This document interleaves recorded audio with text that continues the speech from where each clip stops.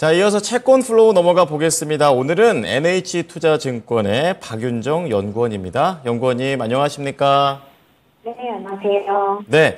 자, 우선은 이 한국은행 쪽 얘기를 좀 다뤄봐야 될 것 같은데요. 이제 얼마 남지 않았기 때문에 이걸 뭐 동결시킨다, 올린다, 뭐 이런 얘기들이 있습니다.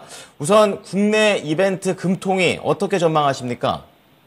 네, 저희 하우스에서는 7월 금통위 동결을 보고 있습니다. 여전히 한국은행의 추가 인상이 어렵다라는 전망을 유지하고 있는데요.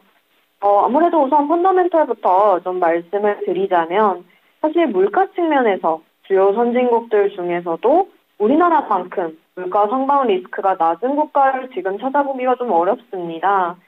6월 물가 상승률이 2.7%까지 완화가 되었는데 또 지난달에 나왔던 이제 부분별로 좀 분개를 해보게 되면 외식 서비스 물가도 큰 폭으로 좀 하락을 했습니다.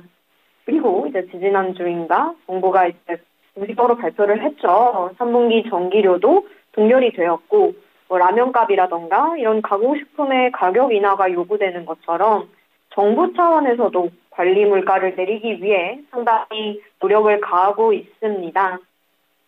더불어서 저희는 항상 좀 계속 말씀을 드리는 게 우리나라 CPI 바스켓에서 가장 비중을 크게 차지하고 있는 부분이 전세 가격인데요. 그런데 KB 전세지수의 어떤 선행성을 보게 된다라면 사실상 이제 7월이나 8월 즈음에는 전세 가격 상승률도 물가 통계에서 상승률이 마이너스로 반전될 거다라는 점을 저희가 보고 있습니다. 그렇게 보게 된다면 사실 지난번 금통위 5월 금통위 때보다 물가 여건은 오히려 한국은행 입장에서는 긴축의 근거가 좀 약화되었다라고 저희는 보고 있고요. 하지만 역시나 지금은 어떤 대내 펀더멘탈보다는 좀 대외 여건에 대한 우려가 큰 것 같습니다. 어떤 국고세 시장에서 연준을 바라보는 우려들, 시각들은 충분히 이해가 되기는 하는데요. 그런데 저희가 여기서 좀 감안을 해보셔야 되는 부분은 5월 금통위 때 상황을 저희가 다시 기억해 볼 필요가 있습니다. 당시 한국은행은 근원물가 전망치를 심지어 올리면서도 만장일치로 동결을 결정했는데요. 그리고 있었던 물가 설명회에서 이창용 총재는 금통위 위원들이 이미 연준의 한 차례 추가 인상을 반영하고 있다라고 언급을 했습니다. 달리 말하자면 그 당시 5월 금통위의 만장일치 동결은 근원물가에 대한 눈높이가 성향 조정된 것에 더불어서 연준의 한 차례 추가 인상 가능성까지 미리 반영되었던 결정인데요. 저희 하우스에서도 7월 인상은 피할 수 없다라고 보고 있지만 사실 7월 이후에 9월 인상이 정말 현실화될 거냐는 아직까지 한국은행이 좀 단언하기에는 어렵다라고 좀 보고 있습니다.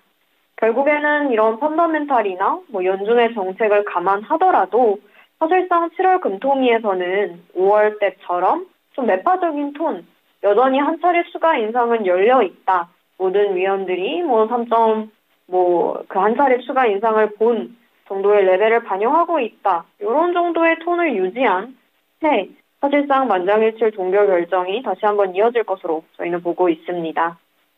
네. 동결을 보시는군요. 자, 그럼 이번에는 일본으로 넘어가 보겠는데요. 이제 엔화 약세가 계속 이어지고 있기 때문에 월말에 또 BOJ 쪽에서도 통화정책 회의를 앞두고 있습니다.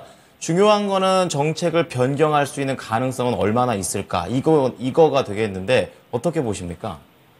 네, 사실 저희는 엔화 약세가 BOJ 긴축에 영향력을 발휘하는 재료다라고 좀 보고 있는데요.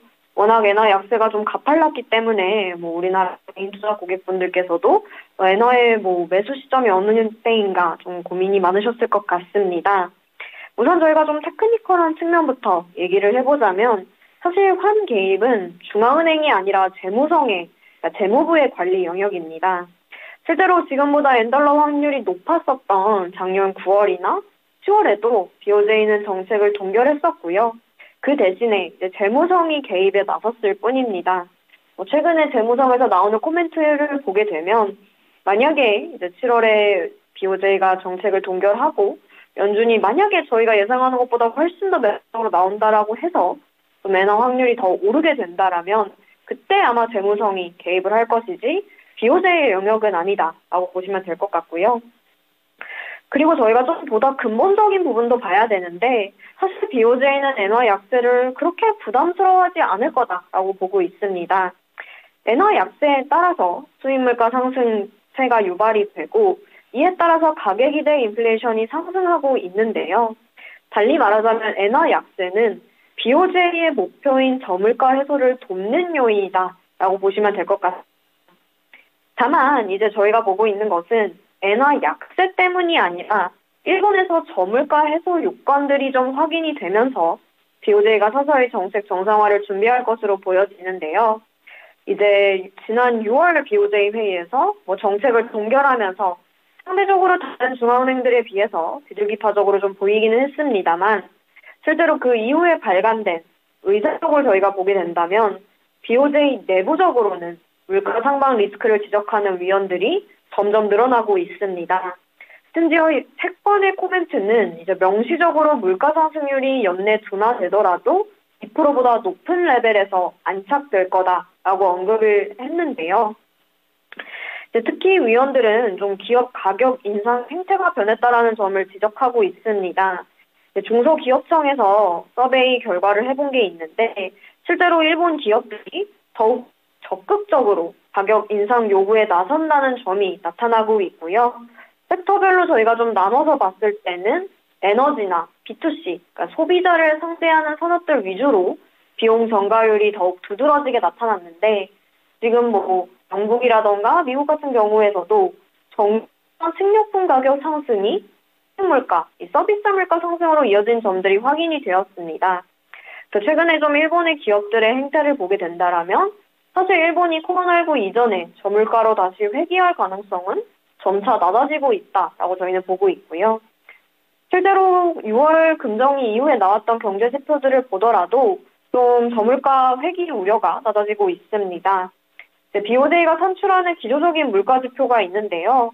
이게 오히려 올라가고 있고 소매 판매 상승률도 4월에는 5.1%로 다소 낮아졌지만 5월에는 5.7%로 반등을 하면서 우상향 모멘텀은 계속해서 유지를 하고 있습니다.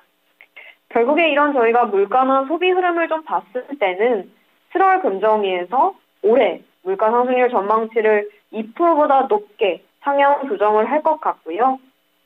또 7월 회의부터는 BOJ가 이제 전개하고 있는 종합적 정책 검토에 대한 부분들도 서서히 공개를 하겠다라고 말을 해놓아서 사실상 이런 부분들이 차츰차츰 BOJ가 정책 정상화를 준비해 나가는 과정이다라고 보시면 될 것 같습니다. 여기에 더불어서 사실상 임금 지표도 최근에 꽤 높게 나왔는데 그런 것들이 남은 하반기 계속해서 유지가 된다라고 하면은 저희 하우스에서 보고 있는 것 9월에 YCC 밴드를 한 차례 확대하는 것이 충분히 가능하다라는 전망을 여전히 유지하고 있습니다. 네. 자, 엔화 약세가 어떻게 발휘하냐. 긴축 쪽이 아니라 오히려 저물가 해소 요인으로 돕고 이러한 분위기가 계속 이어졌을 때 YCC 정책에 어떤 영향을 미칠지까지 전망을 해 주셨습니다. 오늘 내용 잘 들었습니다, 연구원님. 네, 감사합니다. 네. 자, 오늘 채권 플로우는요. NH투자증권의 박윤정 연구원의 분석이었습니다.